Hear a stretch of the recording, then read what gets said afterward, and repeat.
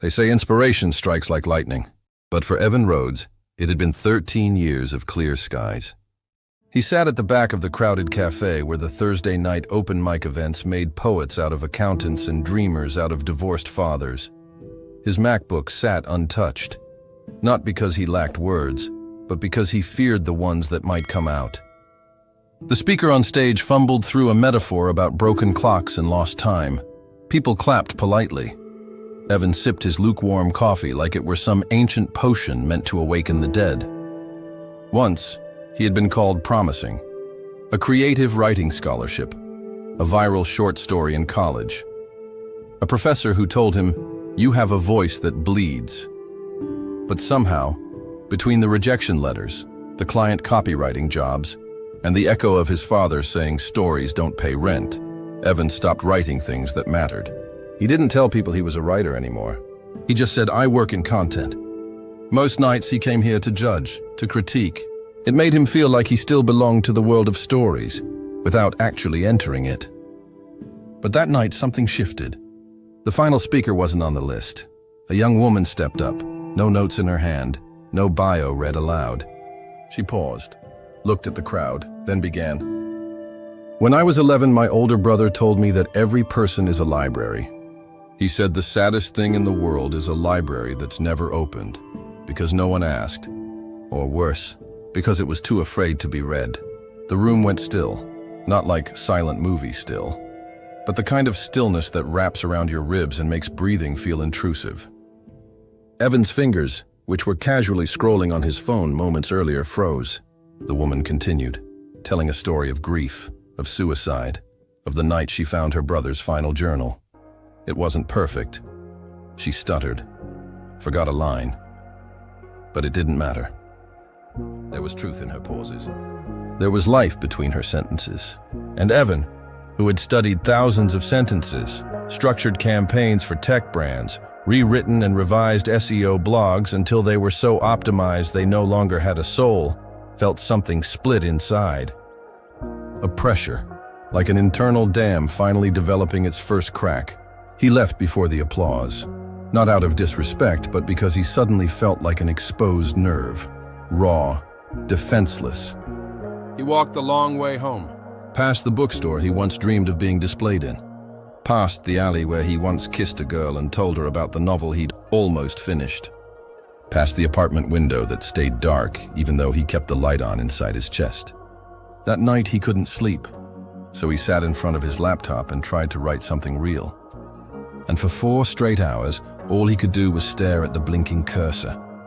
It blinked like a heartbeat, like a dare, like a whisper that said, "You still can." But Evan didn't believe it. He shut the lid, walked to the window, lit a cigarette he had quit months ago. Down on the street below, an old man sat alone on a park bench, a folding stool, a thermos, and a cane by his side. He was blind, Evan realized, but he was talking, quietly, softly, as if reciting to an invisible audience. Evan leaned forward just slightly to hear. The old man said, "There once was a bird born in a cage so beautiful it forgot it could fly." Evan blinked. The line hung in the air like an unfinished sentence, like a lifeline tossed in the dark. There once was a bird born in a cage so beautiful it forgot it could fly. The voice echoed in Evan's chest like a memory from someone else's life. Not loud, not whispered, remembered. That line hadn't been spoken in the cafe, and the street below was empty except for that one figure, the old blind man. For reasons he couldn't name, Evan dropped the cigarette, slipped on his coat, and walked out. The air was cold, laced with damp fog that softened the city's sharpness. It was late, too late for conversation, too early for clarity. And yet the old man sat like he was waiting. "Do you always tell stories to the sky?" Evan asked. The man turned his head. His eyes, pale with cataracts, didn't quite meet Evan's, but his smile was immediate. "No," he said, "only to the ones who've forgotten how to write theirs." Evan paused, not sure if he'd been insulted or invited in. "You know I'm a writer?" "No, I just know what silence sounds like when it wants to scream." He motioned to the space beside him. Evan sat down. The bench was cold. "I saw you," the man continued, in the cafe, pretending to be untouched. Evan chuckled, bitter. You've got sharp eyes for someone who can't see.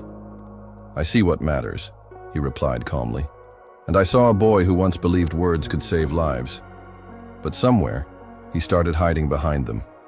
Evan stared straight ahead, where shadows swallowed the pavement. The man unscrewed his thermos and poured 2 cups of tea. Steam curled upward like slow thoughts. May I tell you a story? He asked. Evan shrugged. Is it going to change my life? The man smiled. Only if you're willing to be changed. And then, like peeling the silence with a knife, he began. There was once a man who carved statues out of marble, each statue more beautiful than the last, but none felt true to him.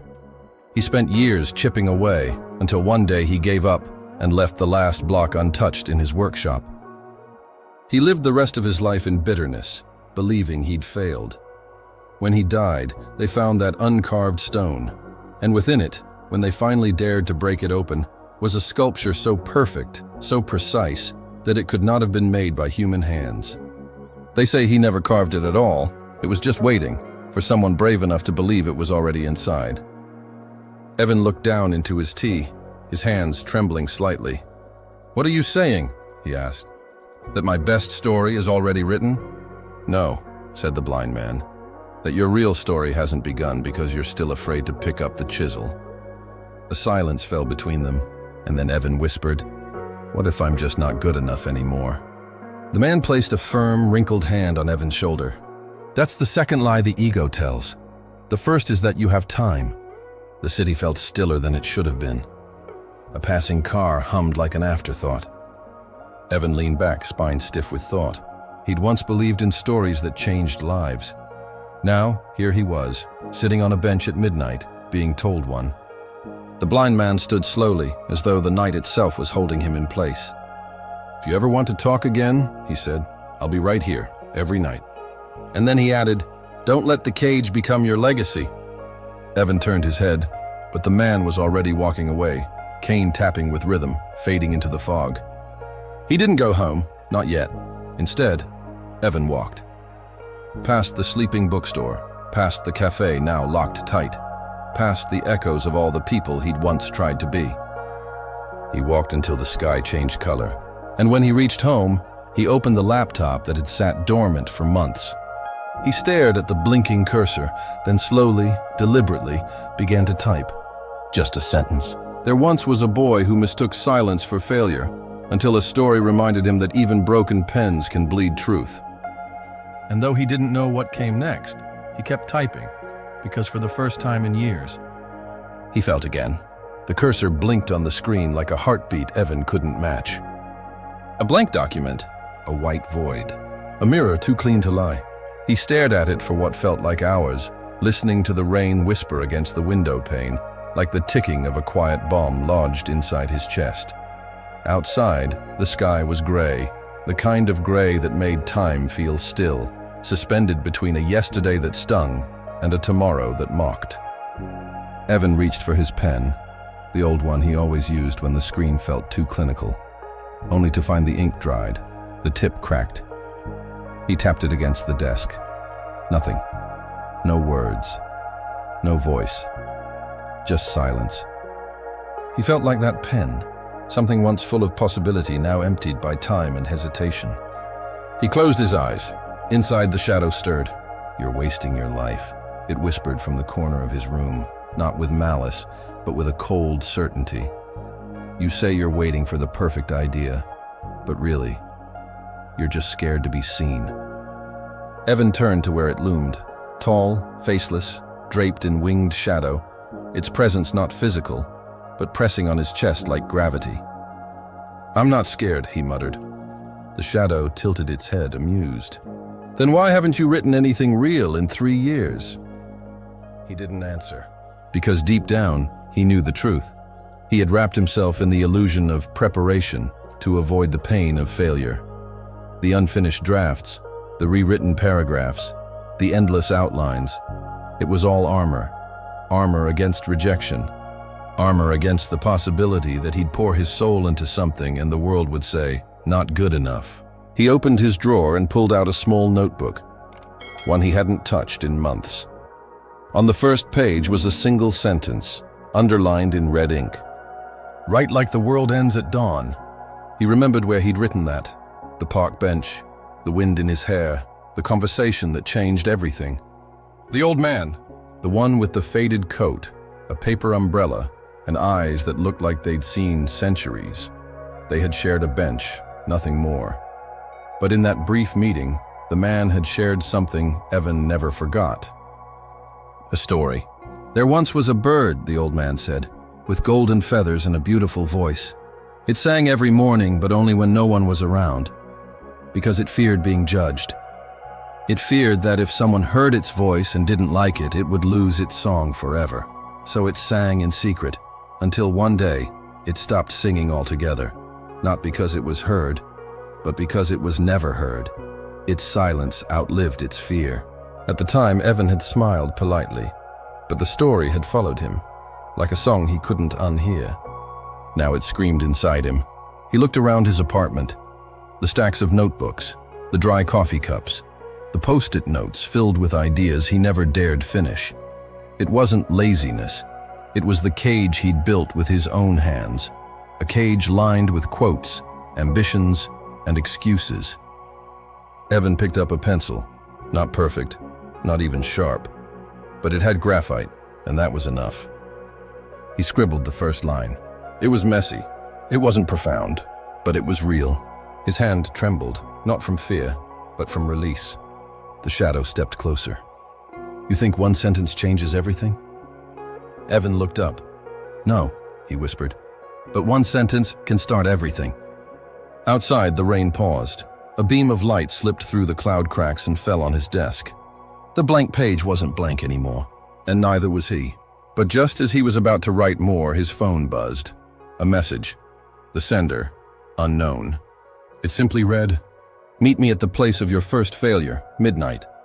The message burned on the screen like it was carved into his fate. "Meet me at the place of your first failure, midnight." No name, no reply option, just a ticking silence. Evan stared at it, heart pounding. He knew exactly where it meant. The abandoned theater downtown, the place where, 5 years ago, his words first collapsed under the weight of his fear. He hadn't returned since. The rain had stopped, but the city was wet with memory.